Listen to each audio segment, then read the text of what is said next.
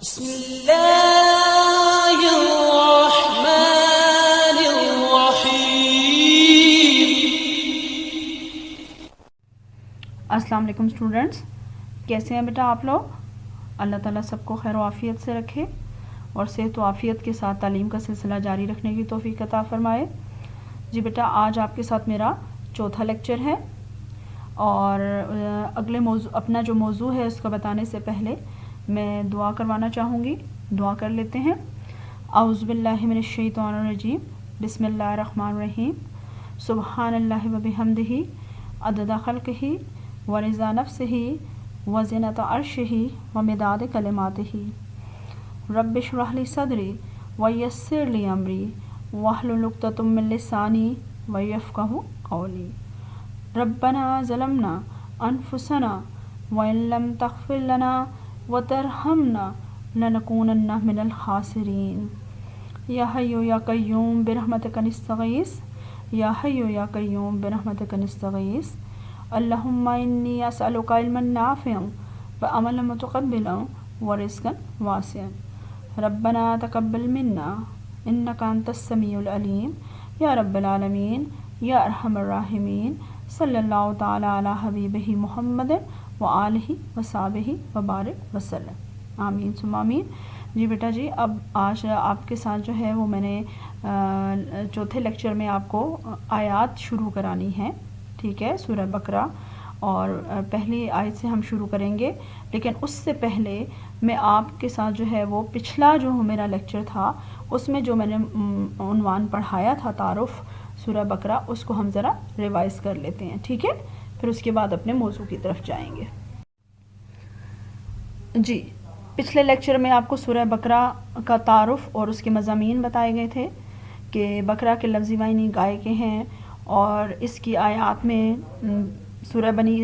قوم بنی اسرائیل کو جو اللہ تعالیٰ نے گائے ذبح کرنے کا حکم دیا تھا تو اس کی مناسبت سے سورت کا نام بقرہ پڑا، ٹھیک ہے۔ اور سب سے اہم بات کہ قرآن کی طویل ترین سورت ہے جس میں 40 رکوع ہیں اور 286 آیات ہیں، ٹھیک ہے، 286 آیات ہیں جو تقریباً 2.5 سپاروں پر مشتمل ہے۔ 2.5 میں پڑھائی بھی کہتے ہیں، 2.5، پہلا سپارہ، دوسرا سپارہ، تیسرا سپارہ، اور اس کے ساتھ یہ ہے کہ یہ مدنی صورت ہے، ٹھیک ہے، اور اس میں جو ہے وہ ایک اس صورت کی بہت زیادہ اہمیت ہے۔ حضور صلی اللہ علیہ وسلم نے فرمایا کہ جس گھر میں سورہ بقرہ کی تلاوت کی جائے وہاں پر شیاطین داخل نہیں ہوتے، اور اس کے ساتھ ساتھ آپ صلی اللہ علیہ وسلم نے یہ بھی فرمایا کہ ہر چیز کی ایک کوہان ہوتی ہے، بلندی ہوتی ہے، اور قرآن کی کوہان سورہ بقرہ ہے، اور اسی حوالے سے یہ آپ کے سلیبس میں شامل کی گئی ہے تاکہ آپ اس کی تعلیمات سے جو ہے وہ استفادہ کر سکیں، اس کا ترجمہ بھی پڑھ سکیں اور اس کی تعلیمات سے استفادہ کریں۔ اس کے علاوہ اس میں ایک جو ہے وہ آیت الکرسی جو ہے وہ بہت ایک اہم آیت ہے، آیت الکرسی، جس میں اللہ تعالیٰ کی جو ہے وہ منصب بیان ہوا ہے، اور اس کی بھی بہت فضیلت ہے، اور اس کے بھی یہی حضور صلی اللہ علیہ وسلم نے فرمایا کہ جو اسے فرض نماز کے بعد پڑھے تو اسے جنت میں داخل ہونے سے موت کے علاوہ کوئی چیز نہیں روک سکتی، ٹھیک ہے۔ تو آیت الکرسی کی بھی بہت فضیلت ہے، لہٰذا سورہ بقرہ کی فضیلت کے ساتھ ساتھ آپ کو اس کے مضامین بتائے گئے تھے کہ شروع کی آیات میں جو ہے وہ اللہ تعالیٰ نے 3 گروہوں کا ذکر کیا ہے، متقین کا، کفار اور تیسرے منافقین، ٹھیک ہے۔ مدینہ میں جا کے یہ تیسرا گروہ وجود میں آیا تھا۔ پھر اس میں جو ہے وہ حضرت آدم علیہ السلام کا قصہ بیان ہوا ہے، بنی اسرائیل کے انعامات کے بارے میں تفصیلاً ذکر ہے کہ اللہ تعالیٰ نے ان پر کون کون سے انعامات جو ہے وہ بھیجے، بنی اسرائیل میں انبیاء کون سے بھیجے ان کا تذکرہ ہے، حضرت ابراہیم علیہ السلام کی ملت کے حوالے سے تذکرہ ہے، تحویل کعبہ یعنی قبلہ جو مسلمانوں کا بدلہ بیت المقدس سے خانہ کعبہ کی طرف، اس کا ذکر ہے، ٹھیک ہے، اور عائلی زندگی کے احکام، اللہ کی راہ میں خرچ کرنے کا، یہ تمام امور جو ہیں وہ اس میں بیان کیے گئے تھے، اور آپ کو میں نے اس حوالے سے کام بھی دیا تھا کہ آپ اس کو اچھے طریقے سے پڑھیے گا، اور اس میں سے میں نے آپ کو سوالات دیے اور امید کرتی ہوں کہ آپ نے وہ کر لیے ہوں گے۔ آج ہم جو ہے بیٹا جی سورہ بقرہ جو ہے اس کی آیات شروع کرنے جا رہے ہیں، ٹھیک ہے۔ جی بیٹا، اب سورہ بقرہ کا تعارف اور اس کے مضامین کیونکہ پچھلے لیکچر میں آپ جو ہے وہ تفصیلاً پڑھ چکے ہیں، تو اب ہم سورہ بقرہ کی آیات جو ہے وہ شروع کریں گے رکوع نمبر 1 سے، ٹھیک ہے۔ اس کی پہلی 7 آیات میں آپ کو اس میں انشاءاللہ پڑھاؤں گی اور اس کا لفظی اور بامحاورہ ترجمہ آپ کی کتاب میں صفحہ نمبر 40 ہے، ٹھیک ہے، صفحہ نمبر 40 افہام القرآن والحدیث، جو آپ کی قرآن والی کتاب ہے اس کا آپ صفحہ نمبر 40 کھولیں، افہام القرآن والحدیث۔ پھر اس کے ساتھ ساتھ اپنے پاس پین یا پینسل رکھیں، جو بھی اہم چیز میں آپ کو نوٹ کراؤں بیٹا جی وہ آپ اس میں نوٹ کریں۔ آپ کی کتاب میں لفظی ترجمہ بھی ہے اور بامحاورہ بھی ہے، اور میں نے بھی آپ کو لفظی اور بامحاورہ دونوں ترجمہ کروائے ہیں۔ اس کے ساتھ ساتھ ہم ہر آیت کے حوالے سے اس کی تفسیر بھی پڑھیں گے تاکہ جو ہے وہ آپ کو ان کی سمجھ آتی جائے کہ اس میں کون سے احکامات بیان ہوئے ہیں۔ اس کے علاوہ بیٹا جی سورہ بقرہ کی اہمیت کو مد نظر رکھتے ہوئے آپ کے فرسٹ ایئر اور سیکنڈ ایئر کے سلیبس میں، فرسٹ ایئر کے سلیبس میں 10 رکوع رکھے گئے ہیں 85 آیت تک، ٹھیک ہے۔ اس کے بعد سیکنڈ ایئر میں باقی آیات آپ انشاءاللہ پڑھیں گے۔ تو فرسٹ ایئر میں آپ نے پہلے 10 رکوع جو ہیں ان کا لفظی اور بامحاورہ ترجمہ کرنا ہے۔ لفظی ترجمے کے حوالے سے میں اس لیے زیادہ آپ پر جو ہے اس کو کہوں گی کہ اس کا بھی آپ نے توجہ دینی ہے، کیونکہ آپ کے سلیبس میں انشاءاللہ پیپر بھی آپ سے ڈسکس کروں گی، آپ کو 1-2 لیکچر پڑھا لوں، پھر اس کے بعد آپ کو سمجھ آ جائے گی تو پھر میں آپ کو آیات کے حوالے سے پیپر بھی بتاؤں گی کہ اس میں آپ کے جو 20 نمبر کے MCQs آتے ہیں، ٹھیک ہے، اس میں سے 10 نمبر صرف آیات کا لفظی ترجمہ پوچھا جاتا ہے، ٹھیک ہے۔ یہ جو آیات میں آپ کو الفاظ دیے ہوئے ہیں ان کے آخر میں آپ کی کتاب میں التراکیب والمعانی کے نام سے جو الفاظ ہیں ان میں سے 10 الفاظ انتخاب کیا جاتا ہے، یعنی 10 رکوع ہیں تو کوئی سے ان رکوعوں میں سے تمام رکوع میں سے 10 الفاظ انتخاب کر کے 10 نمبر کے MCQs بنائے جاتے ہیں، ٹھیک ہے، کہ اس لفظ کا کیا معنی ہے، ٹھیک ہے۔ تو وہ آپ جب اس کا لفظی ترجمہ کریں گے تو ہی آپ اس کا جو ہے وہاں پر جواب دے پائیں گے۔ اس لیے سورہ بقرہ کی آیات کو اپنے غور سے سننا ہے۔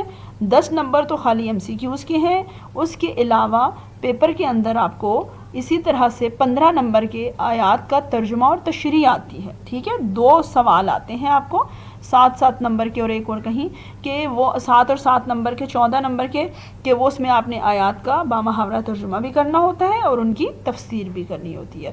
تو اس حوالے سے قرآن کا حصہ بہت امپورٹنٹ ہے، اسی لیے میں نے آپ کو سورہ بقرہ شروع کرائی۔ اب اس کی ہم آیات پڑھتے ہیں اور اسے انتہائی غور سے سننا ہے، اس کا لفظی اور بامحاورہ ترجمہ، ٹھیک ہے۔ اب جو ہے وہ آیت نمبر 1 اس کا لفظی اور بامحاورہ ترجمہ کر لیتے ہیں۔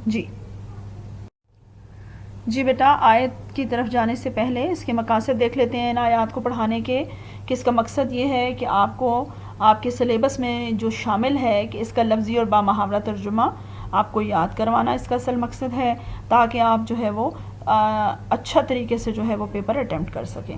اس کے علاوہ ان آیات کی تفسیر کے ذریعے متقین کی صفات بتائی جائیں گی اور کفار کی بھی، یعنی آپ کو پتہ چلنا چاہیے کہ اللہ تعالیٰ نے کن لوگوں کو جو ہے وہ تقوی والا قرار دیا، تاکہ اپنی زندگی میں ان خوبیوں کو اپنے اندر شامل کریں، ٹھیک ہے نا۔ اصل مقصد کیا ہے کہ قرآنی تعلیمات کو سیکھنا، سمجھنا اور ان پر عمل کرنا، کیونکہ یہ ہمارے لیے اللہ کا پیغام ہے اور ہم ہی سے یہ قرآن مخاطب ہے۔ مسلمانوں کے لیے یہ اللہ نے مشعل راہ بنایا ہے اسے کہ ہم یہ تعلیمات ہماری زندگی کے لیے ہمارے لیے کیا ہے، رہنمائی کا ذریعہ ہے۔ لہٰذا قرآن سیکھنا ہمارے لیے لازمی ہے، پڑھنے کا بھی اجر و ثواب ہے، لیکن اس کی تعلیمات سیکھنا بھی جو ہے وہ ضروری ہے۔ جب تک کہ ہم ان کا مفہوم نہیں سمجھ پائیں گے تو ان پر عمل کرنا مشکل ہوگا۔ تو اسی لیے یہ کورس میں شامل کی گئی، اپنی برکت کے حوالے سے بھی بہت اہمیت کی حامل ہے یہ صورت۔ تو جب آپ اس کا لفظی اور بامحاورہ ترجمہ کر لیں گے، اس کی تفسیر سمجھ لیں گے تو انشاءاللہ ان آیات پر عمل کرنے میں بھی آسانی ہوگی، ٹھیک ہے جی اسٹوڈنٹس۔ سورہ بقرہ کی پہلی آیت صرف یہ 3 حروف ہیں، حروف مقطعات، ٹھیک ہے۔ الف، اعوذ باللہ من الشیطان الرجیم، بسم اللہ الرحمن الرحیم۔ الف لام میم، الف لام اور پھر میم، الف لام، لام میں بھی میم کی آواز آئے اور میم شاد کی وجہ سے، تو یہ 3 حروف بن جاتے ہیں الف لام میم۔ ان کے جو ہے وہ قرآن شریف میں اور مفسرین نے ان کے معنی بیان نہیں کیے، اور ان کو علیحدہ علیحدہ پڑھنے کی وجہ سے انہیں حروف مقطعات کہا جاتا ہے۔ اس لیے یہ تینوں حروف اسی طرح پڑھے جائیں گے، الف لام میم۔ اس کے بعد آیت جو ہے وہ شروع ہو جاتی ہے 2 ذالکا، یہ الکتابو کتاب ہے، لا نہیں، ریبہ کوئی شک، فی ہے فی کا مطلب میں، ہے اس میں، فی ہے اس میں، یعنی یہ وہ کتاب ہے جس میں کوئی شک نہیں، ہدن اور ہدایت ہے، للمتقین لل لیے، متقین متقی لوگوں کے، تو للمتقین متقی لوگوں کے لیے، یعنی الف لام میم کہنے کے بعد اللہ تعالیٰ نے فرمایا ذالک الکتاب لا ریب فیہ، یہ وہ کتاب ہے جس میں کوئی شک نہیں، ہاں جی، ہدن للمتقین اور متقیوں کے لیے ہدایت ہے۔ اب یہ دو آیات جو ہیں ان کی میں آپ کو تفسیر بتا دیتی ہوں، ٹھیک ہے، پھر اس کے بعد انشاءاللہ اگلی آیات پڑھیں گے۔ یہ پہلا رکوع تھا سورہ بقرہ کا، اور اس کی پہلی دو آیات میں نے بیٹا جی آپ کو ان کا لفظی اور بامحاورہ ترجمہ بتایا، اب ان کی تفسیر دیکھ لیتے ہیں۔ تفسیر آیات 1 اور 2۔ ایک آیت صرف 3 حروف پر مشتمل ہے۔ آیت نمبر 1 الف لام میم، ان حروف کو حروف مقطعات کہا جاتا ہے۔ سورت کا آغاز الف لام میم سے کیا گیا ہے۔ یہ حروف یکجا لکھے جاتے ہیں، یعنی الف لام میم اکٹھے لکھے گئے ہیں مگر پڑھے علیحدہ علیحدہ جاتے ہیں، جیسے الف لام میم، اور اس کے معنی ہوئے اسی لیے یہ حروف مقطعات یعنی علیحدہ علیحدہ ٹکڑے کہلاتے ہیں، یعنی قطع جو ہے وہ ٹکڑے کو کہتے ہیں۔ اب یہ 3 حروف کو ہم قطعوں میں کر کر پڑھتے ہیں، علیحدہ علیحدہ پڑھتے ہیں، اس لیے ان حروف کو حروف مقطعات قرار دیا گیا یا ان کا نام دیا گیا۔ اس کی وضاحت ہے، مفسرین نے بتایا قرآن شریف کی بہت ساری کئی صورتوں کا آغاز اس سے ہوا، جیسے یاسین، صاد، کاف، ٹھیک ہے نا، حامیم، تو یہ حروف ان کے بارے میں جو ہے مختلف مفسرین کی رائے ہے، جس میں سید جو ہے سید مودودی جو رحمۃ اللہ ہیں، ان کی میں آپ کو رائے بتا دوں گی کہ یہ انہوں نے جو بات کی وہ زیادہ جو ہے وہ قابل فہم ہے، کہ یہ حروف مقطعات قرآن مجید کی بعض صورتوں کے آغاز میں پائے جاتے ہیں۔ جس زمانے میں قرآن مجید نازل ہوا اس دور کے طرز بیاں میں اس طرح کے حروف مقطعات کا استعمال عام طور پر معروف تھا، یعنی اس وقت اہل عرب اپنی شاعری میں اور اپنے الفاظ میں اس طرح کے الفاظ استعمال کرتے تھے۔ یہی وجہ ہے کہ قرآن کے خلاف نبی صلی اللہ علیہ وسلم کے ہمعصر مخالفین، یعنی جو مشرکین تھے، وہ جا بجا جو اعتراضات کرتے تھے، انہوں نے کبھی کسی نے یہ اعتراض نہیں کیا کہ یہ بے معنی حروف کیسے ہیں، ٹھیک ہے نا، الف لام میم حامیم، تو اگر اس دور میں ان کو ہو سکتا ہے معلوم ہو، اسی لیے انہوں نے اعتراض نہیں کیا، یعنی انہوں نے نہیں کہا کہ یہ بے معنی حروف کیسے ہیں جو تم بعض صورتوں کے ابتدا میں بولتے ہو۔ اور یہی وجہ ہے کہ صحابہ رضی اللہ تعالیٰ سے بھی ایسی کوئی روایت منقول نہیں ہے کہ انہوں نے نبی کریم صلی اللہ علیہ وسلم سے ان کے معنی پوچھے ہوں۔ ظاہر بہت ساری احادیث میں صحابہ رضی اللہ تعالیٰ حضور صلی اللہ علیہ وسلم سے سوالات پوچھتے تھے، لیکن یہاں اب ہمیں جو ہے وہ کہیں سے بھی یہ بات نہیں ملتی اس کا ثبوت کہ کسی نے حضور صلی اللہ علیہ وسلم سے دریافت کیے ہوں ان کے معنی، ٹھیک ہے نا۔ تو اس سے یہ بات جو ہے وہ واضح ہوتی ہے کہ ان کی اصل معنی تک عام لوگوں کی رسائی نہیں ہے، یعنی ان حروف کی اصل معنی کوئی نہیں جانتا، یہ اللہ اور اس کے رسول کے درمیان سراسر جو ہے وہ اسرار و رموز کی باتیں ہیں، یعنی چھپی ہوئی، اس لیے اللہ کے سوا کوئی نہیں جانتا، اس کے رسول کے سوا کوئی نہیں جانتا، اور حروف مقطعات آیات متشابہات میں شامل ہے۔ میں نے آپ سے پہلے بھی آپ کو بتایا تھا نا کہ جو مشتبہ باتوں کے پیچھے پڑ جاتے ہیں تو اللہ تعالیٰ فرماتے ہیں کہ مشتبہ پر ایمان لے آئیں اور جو واضح ہیں ان پر عمل کریں، تو یہ متشابہات انہیں کہتے ہیں۔ ان آیات کو اس کو انڈر لائن بھی کر لیں جی، حروف مقطعات کس میں شامل ہوتے ہیں؟ آیات متشابہات میں شامل ہیں، اور جن کی تعویل میں عقلی گھوڑے دوڑانا ایک بے فائدہ کوشش ہے، اور قرآن نے اس سے منع کیا کہ جس چیز کی حقیقت اللہ نے بیان نہیں کی اس کے پیچھے مت پڑو، جو واضح احکامات ہیں ان کے اوپر جاؤ، نماز، روزہ، زکوٰۃ، جو باقی کام دیے گئے۔ جی دوسرا اس میں اللہ تعالیٰ نے اس آیت میں کیا، دوسری آیت جو ہے اس میں کہا کہ ذالک الکتاب لا ریب فیہ، شک و شبہ سے بالا تر کتاب، یہ وہ کتاب ہے جس میں کوئی شک نہیں۔ اب اس میں جو ہے الکتاب لفظ استعمال ہوا ہے نا، ذالک الکتاب، عربی میں الف اور لام جب کسی حرف کی شروع میں لگایا جاتا ہے تو وہ اس میں معرفہ بنا دیتا ہے خاص. کتاب تو عام لفظ ہے، ہر جگہ ہوتی ہے، لیکن عربی میں اس کے لیے الکتاب کا لفظ ہوا، الف لام، تو اس کا مطلب ہے یہ خاص کتاب ہے. ٹھیک ہے نا، یہ خاص کتاب کون سی موجود اس سے مراد ہے؟ قرآن مجید. اور یہ ایک کامل اور مکمل ضابطہ حیات ہے، تمام عیبوں سے پاک ہے، شک و شبہ سے بالاتر ہے، یعنی آپ اس میں کوئی شک نہیں کر سکتے، اطمینان کا وسیلہ ہے، قابل اعتماد صحیفہ آسمانی ہے، اس کا ہر حکم سراپا حق اور علم و حکمت کے انمول موتی ہیں. ٹھیک ہے نا، اور اس میں تمام باتیں، تمام واقعات، تمام پیشن گوئیاں سچی ہیں، اللہ کے کلام ہونے کی دلیل ہے، اور اگر کوئی شک و شبہ کرتا ہے تو یہ اس کے ذہن کا فطور ہے، ورنہ یہ کتاب تو لوگوں کے لیے سراپائے شفا اور حق ہے. پھر تو تیسری خوب اس میں بات بتائی گئی وَهُدًى لِّلْمُتَّقِينَ، کہ اس میں ہدایت ہے متقیوں کے لیے. یعنی قرآن حکیم نازل تو پوری دنیا کے لیے ہوا ہے، لیکن اس میں عام لوگوں کو بھی خطاب کیا گیا، مگر اس سے استفادہ کون کرتے ہیں؟ جو حق کے متلاشی ہیں، جن کا ضمیر زندہ ہے، جو احساس فرض اور خوف خدا سے بہراور ہیں، یعنی جن کے ضمیر میں اللہ کا خوف ہے، جو اللہ تعالیٰ کا خوف رکھتے ہیں، جو بھلائی اور برائی میں فرق کرتے ہیں، جو برائی سے بچنے کی کوشش کرتے ہیں اور اپنی زندگی کو اللہ کی رضا کے مطابق گزارنا چاہتے ہیں، تو وہی لوگ اس سے مستفید ہوں گے، یعنی خوف خدا رکھنے والے. اور جو لوگ اپنی نفسانی خواہشات کے بندے ہیں تو وہ اس کتاب سے مستفید نہیں ہو سکتے. ٹھیک ہے جی. اب پہلی اور دوسری آیت کی تفسیر آپ پر یقیناً جو ہے وہ اس کا مفہوم آپ کو سمجھ آ گیا ہوگا. اب آیت نمبر 3 دیکھتے ہیں. اس میں اللہ تعالیٰ نے مومنین کی یا متقین کی صفات بیان کی ہیں. ٹھیک ہے، تو یہاں سے آیت نمبر 3 سے متقین کی صفات بیان ہوتی ہیں.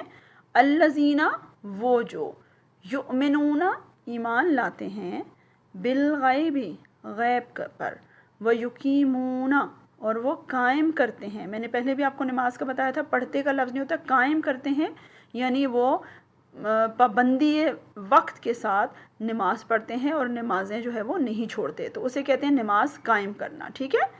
الذین، وہ جو، یؤمنون، ایمان لاتے ہیں، بالغیب، غیب پر، ویقیمون، اور وہ قائم کرتے ہیں، الصلاۃ، نماز، ومما، اور جو کچھ، رزقناہم، رزقنا، رزق دیا، یعنی یہاں رزق سے مراد مال ہوگا، نہ ہم نے، رزقنا، ہم نے دیا، ہم انہیں، اور جو کچھ ہم نے انہیں دیا، ینفقون، وہ خرچ کرتے ہیں، یعنی اس میں سے وہ خرچ کرتے ہیں. تو یہاں جو پہلی جو ہیں وہ 3 صفات بیان ہوئیں.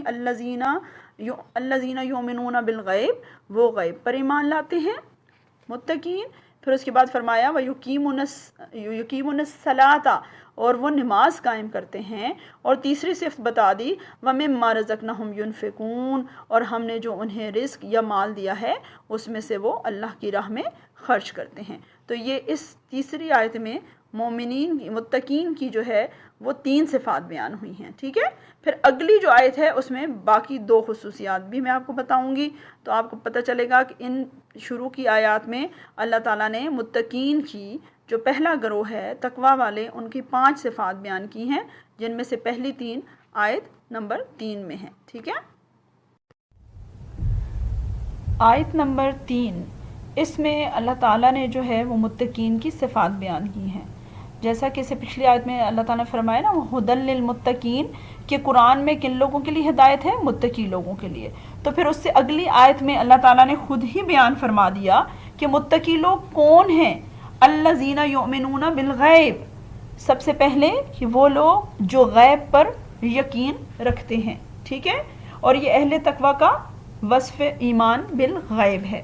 اور غیب سے وہ پوشیدہ امور، یعنی وہ پوشیدہ کام اور اندیکھی حقیقتیں مراد ہیں جن کا ادراک انسانی حواس سے بالا ہے، یعنی انسان ان کو سمجھ نہیں پاتا، وہ ان کا شعور نہیں رکھتا، اندیکھی چیزیں ہیں، لیکن وہ ان پر ایمان ضرور رکھتا ہے، جو تمام انسانوں کے تجربہ مشاہدہ میں نہیں آ سکتے. اس کا علم ہمیں صرف انبیاء علیہ السلام کی وساطت سے ہوتا ہے. مثلا خدا اور اس کی ذات، یعنی اللہ کو ہم نے نہیں دیکھا لیکن اللہ پر ہم ایمان لاتے ہیں، یہ ایمان بالغیب ہے۔ اسی طرح ملائکہ، ان کو ہم اپنی انسانی آنکھ سے نہیں دیکھ سکتے، ہم ان پر یقین رکھتے ہیں کہ وہ اللہ کی نوری مخلوق ہیں۔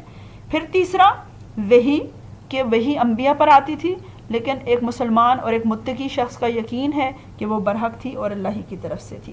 جنت اور دوزخ اور احوال قیامت، یہ سب غیب کی چیزیں ہیں، اور ایک متقی شخص ان پر ایمان رکھتا ہے، کیونکہ ہمارے نبی صلی اللہ علیہ وسلم نے قرآن شریف کے ذریعے جنت، دوزخ اور آخرت کے بارے میں تفصیلی احکامات بیان کر دیے۔ تو ایک متقی جو ہے وہ ان سب باتوں پر دل سے یقین رکھتا ہے، ان غیب کی باتوں پر، یعنی اللہ کی ذات پر، فرشتوں پر، انبیاء پر جو وحی نازل ہوتی اس پر، جنت اور دوزخ اور آخرت پر۔ تو یہ ایمان بالغیب سے ان کا تعلق ہے۔ پھر دوسری خوبی جو ہے وہ کیا بیان کی گئی مومنین متقین کی؟ اقامت الصلاۃ۔ اقامت کہتے ہیں قائم کرنا، ٹھیک ہے۔ اب یہاں صلاۃ کے لغوی معنی کیا ہے؟ لغوی معنی کیا ہے؟ لغت سے اگر ہم صلاۃ جو ہے وہ عربی کا لفظ ہے، اور اس کے لغوی معنی بن جاتے ہیں دعا، برکت اور رحمت۔ لہٰذا نماز وہ خوبی ہے جو متقین کو دنیاوی علائشوں اور گناہوں سے پاک کرتی ہے، کیونکہ اللہ تعالیٰ نے خود فرمایا ان الصلاۃ تنہا عن الفحشاء والمنکر، کہ بے شک نماز جو ہے وہ آپ کو برائی اور بے حیائی کے کاموں سے روکتی ہے۔ تو یہاں متقین کی صفت بیان کی گئی کہ وہ نماز قائم کرنے والے ہیں۔ اب نماز اقامت الصلاۃ کا مفہوم بیٹا جی دیکھ لیں، آپ کی کتاب میں بھی درج ہے لیکن میں وضاحت بھی کروں گی کہ اقامت الصلاۃ کا مفہوم یہ ہے کہ نماز ظاہراً صحیح وقت پر، باجماعت شرعی آداب کے ساتھ اور شرائط کے ساتھ اور باقاعدگی کے ساتھ ادا کی جائے، ٹھیک ہے نا، کہ بر وقت، شرعی آداب کے ساتھ، باجماعت اور باقاعدگی سے ادا کی جائے، اور اس میں باطنی خلوص، یکسوئی یعنی پوری کنسنٹریشن جسے کہتے ہیں، کہ نماز پڑھتے ہوئے ہمارا دھیان 100 باتوں کی طرف ہوتا ہے۔ تو وہ نماز اصل ہمیں یہ سوچنا چاہیے کہ ہم اتنی بڑی ہستی کے حضور حاضر ہیں اور اس سے بات چیت کر رہے ہیں، لہٰذا کنسنٹریشن کا لیول، آپ کی خضوع اور خشوع کا لیول وہی ہونا چاہیے جو دنیا میں کسی بڑے عہدیدار کے سامنے کھڑے ہو کر ہوتا ہے کہ مجھ سے کوئی کوتاہی نہ ہو جائے، ناراضگی نہ ہو جائے۔ تو جب آپ اللہ کے ہاں جو آپ کا خالق اور مالک ہے اس کے سامنے کھڑے ہوتے ہیں تو خضوع اور خشوع یعنی اتنی ہی کنسنٹریشن ہو، اتنا ہی خوف ہو، اور آپ اللہ کے سامنے نماز ادا کریں۔ تو اس چیز کا جو یہ ہے، یہ آپ کی اقامت صلاۃ ہے۔ نماز کی اہمیت کے بارے میں حضور صلی اللہ علیہ وسلم نے کیا فرمایا کہ یہ دین کا ستون ہے، مومن کی معراج ہے، کافر اور مومن کے درمیان فرق کرنے والی چیز ہے، اور اسی لیے اسے تمام عبادات کے رکن اعظم یعنی سب سے بڑا رکن، ادھر انڈر لائن کر اپنی بک پہ، کہ تمام ارکان کا رکن اعظم کیا ہے؟ نماز ہے، کیونکہ یہ کافر اور جو مومن ہے اس میں فرق کرتی ہے، اس کی پہچان ہے، جو شخص نماز پڑھتا ہے فوراً پہچانا جاتا ہے۔ تو دوسری خوبی اقامت الصلاۃ، یعنی متقین جو ہے وہ نماز خضوع خشوع سے بر وقت اور دل جمعی سے پڑھتے ہیں۔ تیسری خوبی بتا دی گئی انفاق فی سبیل اللہ۔ انفاق کہتے ہیں خرچ کرنا، ٹھیک ہے، انفاق ہے، الف ہٹا دیں تو بالکل اس کے معنی غلط اور بن جاتے ہیں، وہ تو نفاق بن جاتا ہے، پھوٹ ڈالنا، یہ ہے انفاق۔ انفاق نفقہ سے ہے، خرچ کرنا فی سبیل اللہ، اللہ کی راہ میں، یعنی ان لوگوں کی یہ خوبی بیان کی گئی کہ وہ اللہ کی راہ میں صدقات اور خیرات کرتے ہیں، ٹھیک ہے۔ یہ جو نیک اللہ کے متقی لوگ ہیں، جو مال اللہ تعالیٰ نے انہیں دیا ہے اسے فی سبیل اللہ اپنے عزیز و اقارب اور معاشرہ کے مستحقین پر خرچ کرتے ہیں، اور اللہ تعالیٰ نے ان کو جو ہے وہ اسی بات پر، کیونکہ انسان جو ہے وہ مال کے بارے میں بہت حریص ہے، تو مومنین کے بتایا کہ یہ جو ہے اپنے مال سے محبت نہیں کرتے، یہ متقی لوگ اللہ کی رضا کو مد نظر رکھتے ہوئے اپنا مال اللہ کی راہ میں خرچ کرتے ہیں۔ جی، سورہ بقرہ کے پہلے رکوع کی آیت نمبر 4۔ اب تیسری آیت میں مومنین کی 3 خوبیاں، متقین کی بیان ہوئی 3 خوبیاں۔ اب اس آیت میں اگلی 2 خوبیاں بیان اللہ تعالیٰ فرماتے ہیں، والذین اور وہ جو یؤمنون ایمان لاتے ہیں بما اس پر جو انزلہ نازل کیا گیا الیکا آپ کی طرف، الا طرف کا آپ صلی اللہ علیہ وسلم کی طرف، وما اور جو انزلہ نازل کیا گیا من قبل کا آپ سے پہلے، وبالآخرتی اور آخرت پر، ہم وہ یقینون یقین رکھتے ہیں۔ یعنی اب اگلی جو خصوصیات بیان کی متقین کی کہ والذین یؤمنون بما انزل الیک وما انزل من قبلک، اور وہ لوگ جو ایمان لاتے ہیں جو آپ پر نازل کیا گیا اور جو آپ سے پہلے نازل کیا گیا، ان دونوں چیزوں پر، ٹھیک ہے، پچھلی الہامی کتابوں پر بھی اور قرآن پر بھی۔ اور پھر آخری خوبی کیا بتائی، وبالآخرۃ ہم یوقنون، اور وہ آخرت پر یقین رکھتے ہیں۔ تو یہ تیسری اور چوتھی آیت میں یاد رکھیے گا بیٹا جی، سورہ بقرہ کا رکوع نمبر 1 ہے، اس کی تیسری اور چوتھی آیت میں اللہ تعالیٰ نے متقین کی صفات بیان کی ہوئی ہیں جو 5 ہیں، ٹھیک ہے۔ اور اب اگلی آیت دیکھتے ہیں جی۔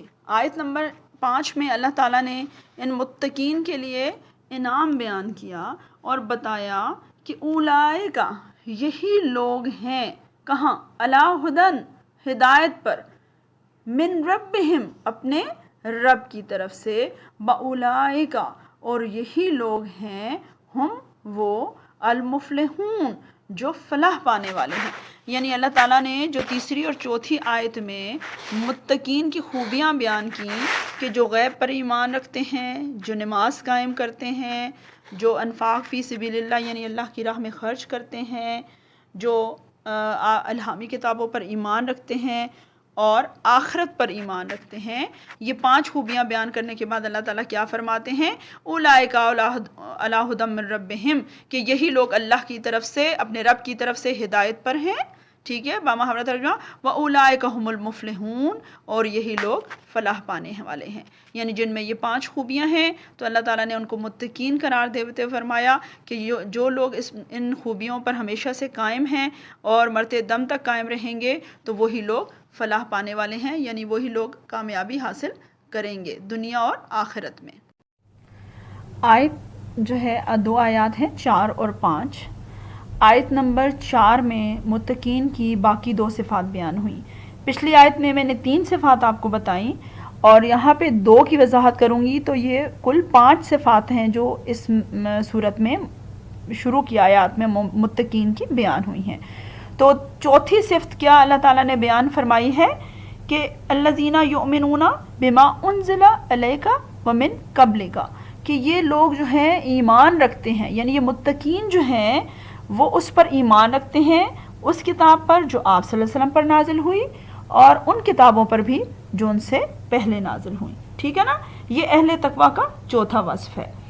اور متقین حضور صلی اللہ علیہ وسلم کو نبی برحق اور اپنا ہادی و رہنما مانتے ہیں، قرآن مجید کے کتاب الہی ہونے کا یقین رکھتے ہیں، نیز یہ عقیدہ رکھتے ہیں کہ قرآن حکیم سے قبل نازل شدہ سبھی آسمانی کتابیں بھی الہامی اور من جانب اللہ ہیں، یعنی اللہ ہی کی طرف سے نازل ہوئی ہیں، اور وہ بھی اس دور کے لیے جو ہے وہ اپنے اپنے دور کے لیے برحق اور سرچشمہ ہدایت تھی۔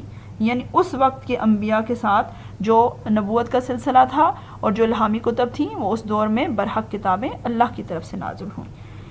یہ آیت اس حقیقت کی بھی تصدیق کرتی ہے کہ دائرہ اسلام میں داخل ہونے کے لیے صرف حضور صلی اللہ علیہ وسلم پر ہی ایمان لانا اور ان کی تصدیق کرنا ضروری نہیں، بلکہ گزشتہ انبیاء اور کتابوں پر بھی ایمان لانا ضروری ہے، کیونکہ اللہ تعالیٰ نے فرمایا الذین یؤمنون بما انزل الیک وانزل من قبلک، اور جو آپ کی طرف نازل ہوئی اور جو آپ سے پہلے۔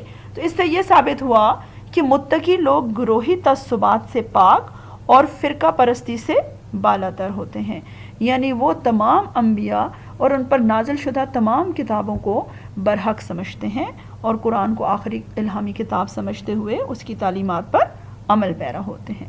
پھر آخری جو متقین کی صفت بیان ہوئی ہے وہ ایمان بالآخرت ہے۔ ایمان بالآخرت کیا ہے کہ وہ آخرت پر یقین رکھتے ہیں۔ آخرت سے مراد زندگی کے بعد موت ہے، یعنی وہ یہ سمجھتے ہیں کہ انہوں نے مر جانا ہے، اور اس دن کو قرآن حکیم میں یوم آخر اور یوم الدین بھی قرار دیا ہے. ٹھیک ہے، یہ انڈرلائن کیجیے گا کہ یوم ایمان بالآخرہ، یوم آخرت، اور اس کو یوم الدین بھی قرار دیا گیا ہے. اور قرآن اس جو عقیدہ آخرت کی اہمیت کا اندازہ اس امر سے لگایا جا سکتا ہے کہ قرآن شریف کے تقریباً ہر کچھ آیات کے بعد آخرت کے عقیدے کا ذکر آیا ہے، کیونکہ آخرت ہی جو ہے وہ دنیا میں ہمیں نیک اعمال کرنے کی طرف راغب کرتی ہے، جب انسان کو جواب دہی کا احساس ہوتا ہے. اور عقیدہ آخرت میں کون کون سی باتیں شامل ہیں کہ اس دنیا میں ہر شخص اپنے کیے کا جواب دہ ہوگا. دوسرا کہ یہ دنیا عارضی ہے اور ایک ابدی دنیا آئے گی. تیسرا کہ ایک اس دنیا کے خاتمے کے بعد ایک نئی دنیا پیدا ہوگی، اور اس وقت جو ہے وہ انسانوں کو دوبارہ زندہ کیا جائے گا اور وہ اپنے اعمال کا حساب کتاب دیں گے، اور اس کے مطابق جو ہے ان کا فیصلہ جنت اور دوزخ کا ہوگا. یہ ایمان بالآخرت کے حصے ہیں.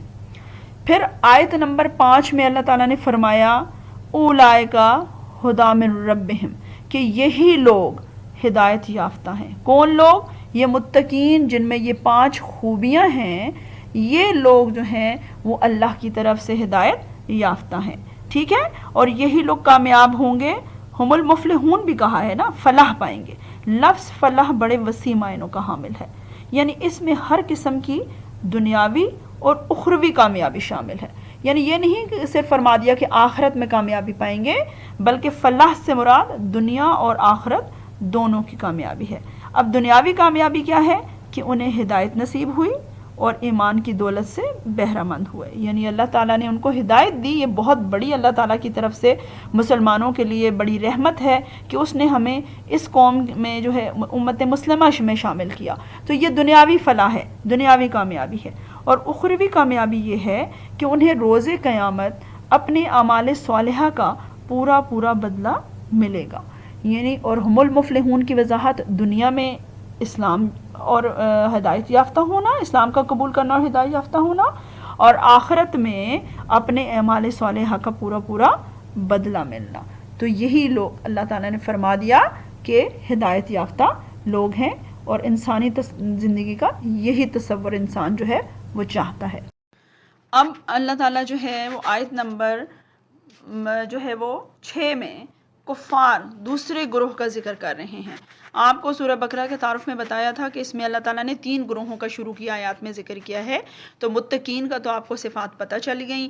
اب اللہ تعالیٰ دوسرے گروہ کفار کے بارے میں بتا رہے ہیں کہ ان الذین، انا بے شک، الذین وہ لوگ جنہوں نے کفروا کفر کیا، سواء برابر ہے، علیہم علی پر، ہم ان پر، یا انذرتہم، انذر ڈراؤ، تا تم، یعنی حضور صلی اللہ علیہ وسلم سے فرمایا جا رہا ہے کہ ان کے لیے برابر ہے کہ آپ انہیں ڈرائیں.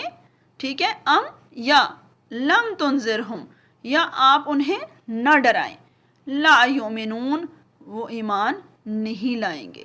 ٹھیک ہے، تو اس آیت میں جو ہے وہ کفار کے بارے میں ان کا تعارف کرتے ہوئے بتایا کہ ان الذین کفروا، بے شک جن لوگوں نے کفر کیا، سواء علیہم انذرتہم ام لم تنذرہم، ان کے لیے برابر ہے کہ آپ انہیں عذاب الہی سے ڈرائیں یا نہ ڈرائیں. ٹھیک ہے، تو وہ کیا ہے؟ لا یؤمنون، وہ ایمان نہیں لائیں گے.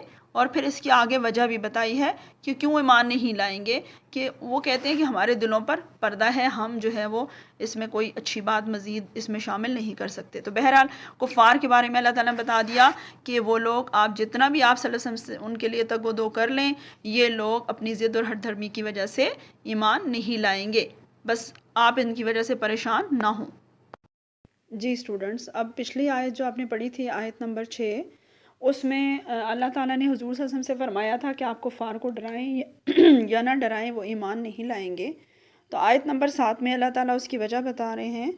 ختم. ٹھیک ہے، بسم اللہ الرحمن الرحیم. کیا آیت میں وجہ بتائیے؟ لگا دی.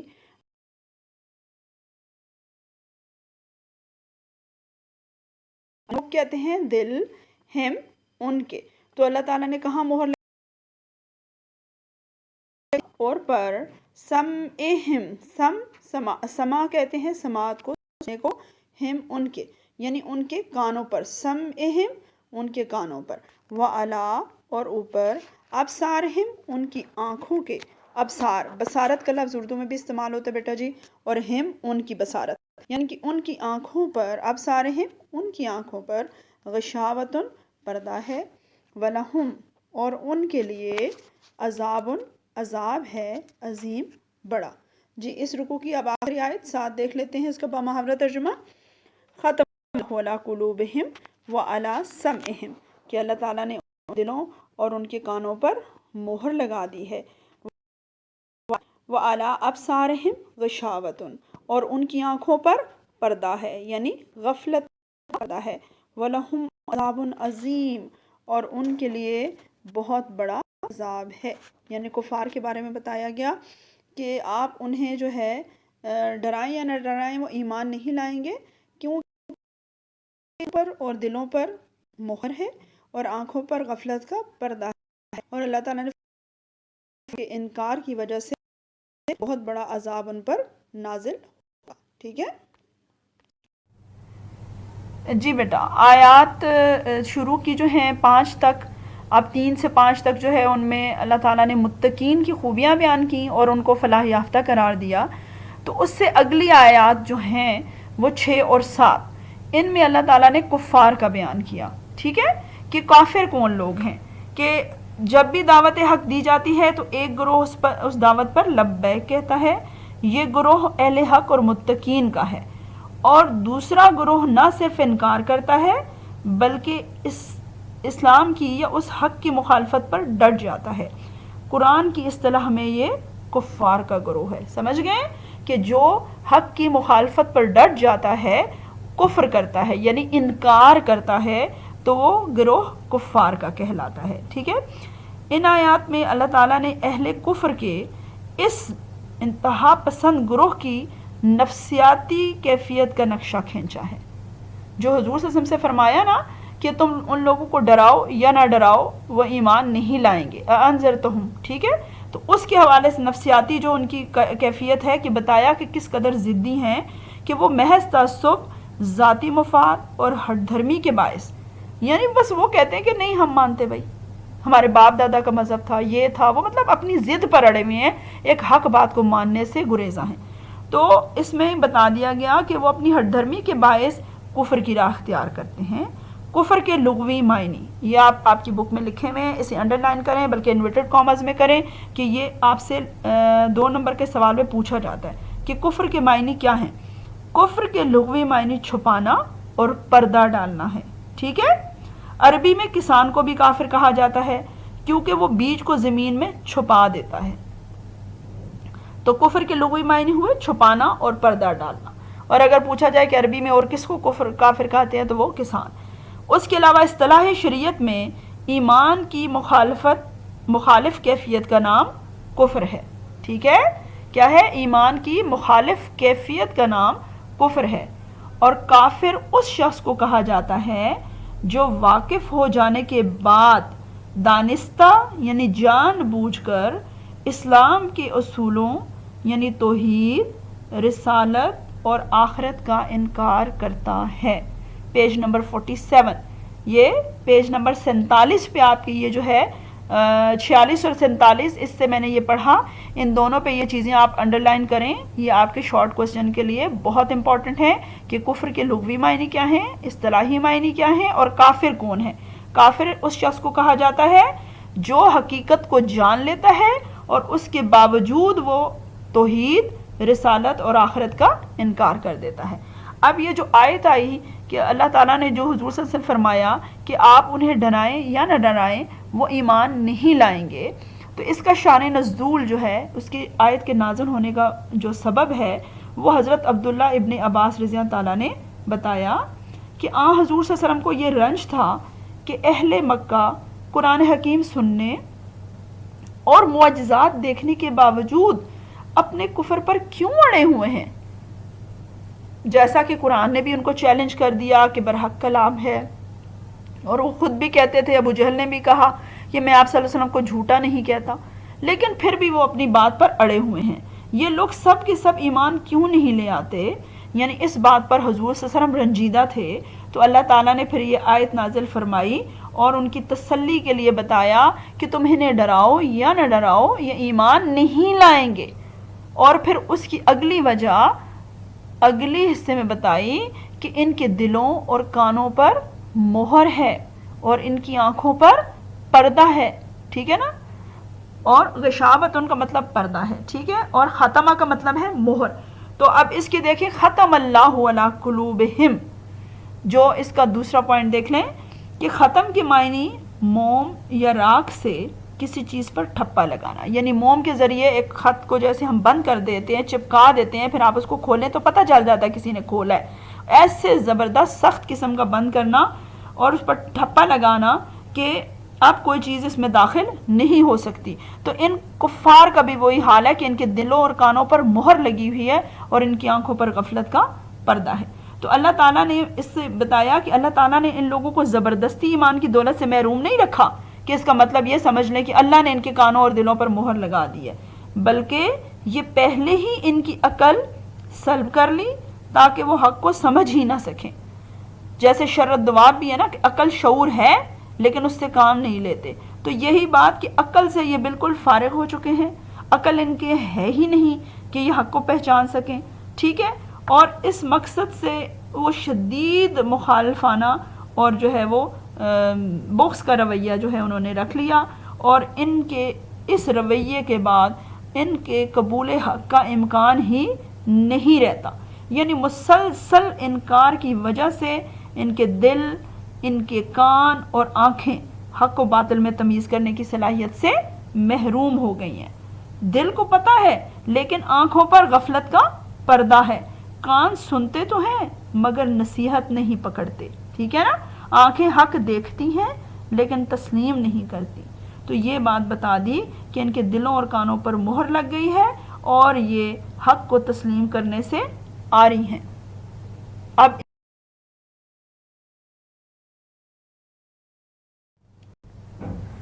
جی اسٹوڈنٹس، امید کرتی ہوں کہ آپ کو یہ آیات اور ان کی تفسیر جو ہے وہ سمجھ آ گئی ہوگی.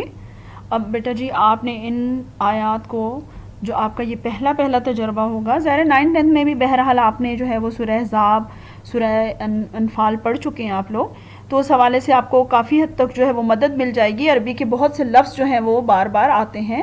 تو اس سورہ بقرہ کی آپ نے پہلی 7 آیات جو میں نے آپ کو پڑھائی ہیں، ان کا لفظی اور بامحاورہ ترجمہ یاد کرنا ہے. ٹھیک ہے، اور اس کے ساتھ جو میں نے آپ کو بتایا کہ آپ کے کورس میں یہ بھی ایک 100 نمبر کے پیپر ہے نا، تو پہلے تو میں نے بتا دیا کہ 25 سے 30 نمبر تو آیات سے متعلقہ ہیں. تو اسی طرح 40 نمبر کا ایک آپ کا حصہ دوم ہوتا ہے جس میں سارے سلیبس سے مختصر جوابات پوچھے جاتے ہیں. یعنی آپ نے 20 سوال اٹیمپٹ کرنے ہیں تو ان کے 40 نمبر ہیں، 2 نمبر کا ہر سوال ہے. تو آیات سے متعلقہ بھی آتے ہیں. تو اس لیے میں نے جو آیات آپ کو یہاں پر پڑھائی ہیں ان سے میں نے یہ سوال بنا لیے ہیں.